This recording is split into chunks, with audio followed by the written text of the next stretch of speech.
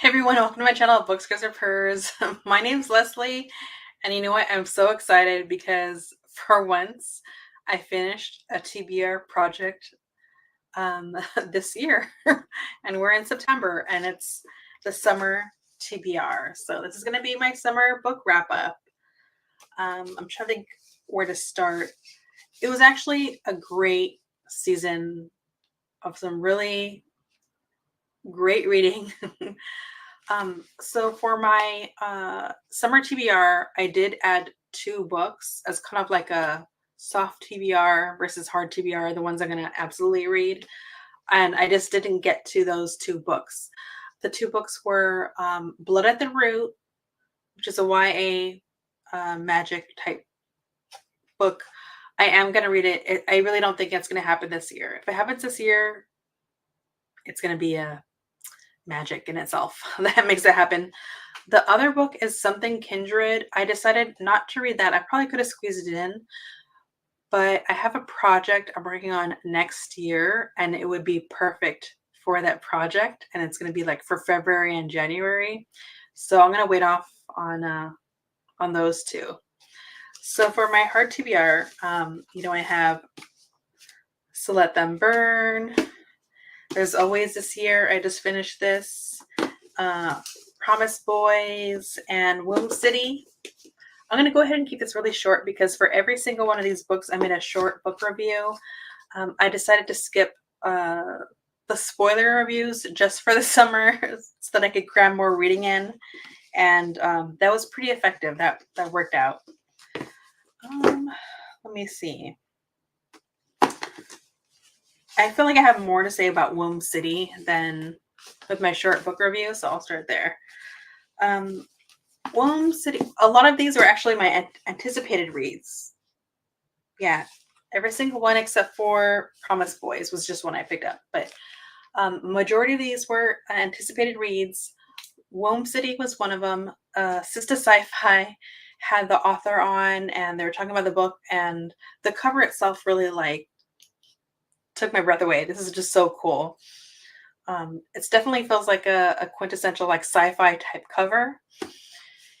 And so I ended up giving this book 3.5 stars. There was just so much that I loved about this book. The premise is incredible. I felt like the author was saying things. I think I already kind of said this, so I'm trying to like not repeat myself.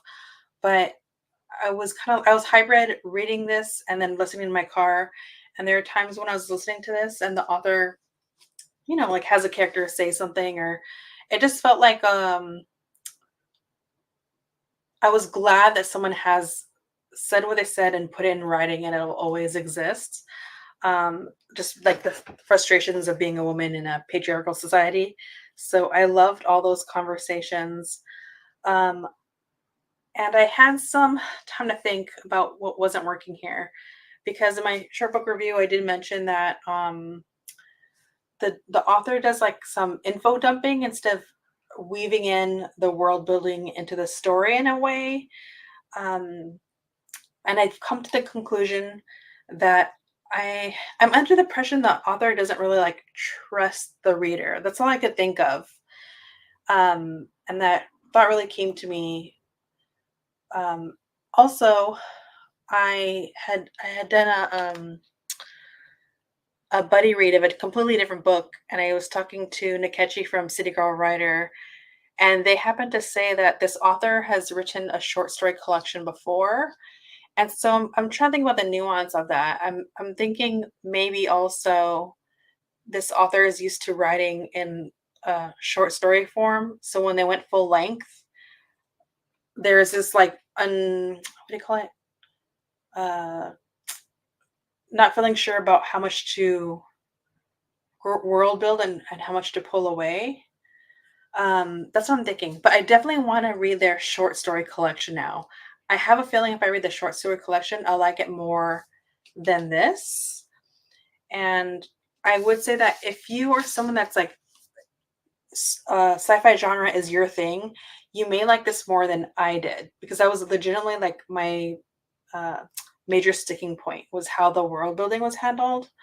But if you look at other reviews for this book, it's so funny. They're like all over the place um, for the same reasons, which is this is why I love literary criticism. So yeah, I still think it's worth reading. I give it 3.5. 3 means good that I liked it, and zero point 0.5 is a little dash of more. I was just disappointed that this wasn't a 5-star read for me because it is an anticipated read, and I think I just got my hopes a little bit too high. So keep that in mind. Um, all my other ones are 5-star. I should say 5 purrs. 5 purrs all the way. Promise Boys, YA, Dark Academia, but I think Dark Academia just chalks up to like noir in an academic setting. Um, what continues to really work for me, and I keep thinking about long after I've read this, is that ultimately, this the story takes place at a prep school. There a crime occurs on campus, and there are like 3 suspects that are students. And so, what really sticks out to me is the overall conversation about adults, administrators, systems having ideals, but then how are those ideals applied? Are they helping? Are they hurting? And just that anybody's susceptible to corruption is a whole other conversation within this. But also, sometimes there really is just like a lot of power in listening. There really is. And to not be so dismissive of youth. Um, Treat them like human beings, hear them out. They know a lot more about where they want to go than anyone else. So I felt that this is a very poignant piece of writing. I'm glad this exists. I kind of want this to be, I would like this to be a movie. That'd be cool. I don't know if it could really be explored in a mini series, maybe more a movie. Anyway, so yeah. Let me see. So Let Them Burn. I think I read this as the 3rd book. This is by Camilla Cole. They are Jamaican American. The story is definitely it's marketed as influenced by Jamaican politics and history, but it's a very like it's not really like subtly done. It's right in your face, and I love the author for writing in this way. I was definitely interested in the characters, and really, it felt like an exploration of history, like historical fiction in a way, under the guise of fantasy. But that really worked for me. I don't know if that'll work for anyone else, but being someone like me that's not, I don't really gravitate towards fantasy. So this just worked for me really well. It was like really in that sweet spot because I love reading nonfiction, historical fiction, um, and any genre that has to do with like social injustices. So ultimately, this hit all the markers for me. I would just say, like I said in my short book review, that if you're expecting, I just didn't feel there still wasn't a lot of action, as I think maybe some people might anticipate in a fantasy. Um, but that didn't hurt the material to me. I absolutely love this book. So this is also a 5 purrs.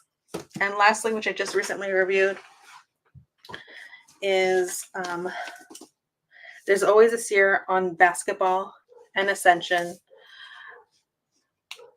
This author always writes impeccable work. Um, I just saw an interview recently where the author was dubbed Mr. Rogers. Mr. Rogers, hello, Mr. Rogers for Columbus, Ohio, and and I think that's so fitting. They just have the author just exudes all this love, interest, and curiosity for community. And that's always very much apparent in every single piece of writing they've put together. And ultimately, through his work, there's always a subject that's like, I would say, like on the surface, on the title, but then expanded to something deeper. Um, That's the best way I could put it. So if you don't like basketball, I'm telling you, this isn't really just about basketball. Um, it's about um, how do you ascend? And that doesn't necessarily have to do with like some upwards trajectory. It almost feels like a exploration of one's own evolution. How do you move around the world? And also, how does society put obstacles in your way? Who's, in some cases, like allowed to ascend, if that makes any sense? And what a beautiful, yet challenging experience to be someone where there's so many, like, I guess you could say roadblocks against you, and yet still able to achieve a great feat. And so I love that, but also not just basketball, but what are kind of like, I guess you could say, like the little wins in life that aren't really little, right? Um, but how those are equally um, or should be equally loved and revered. And yeah, so there's a lot going on in this book. I could go on and on about this, but yeah, so I love this. And as I said, I'm always interested in books.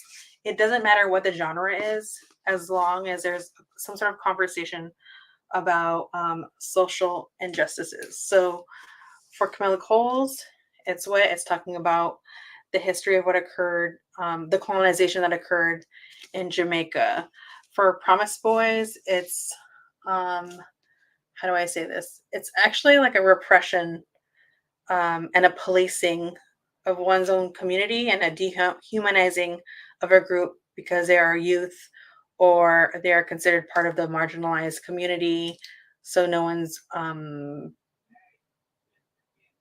they're treated like they're easily dismissed.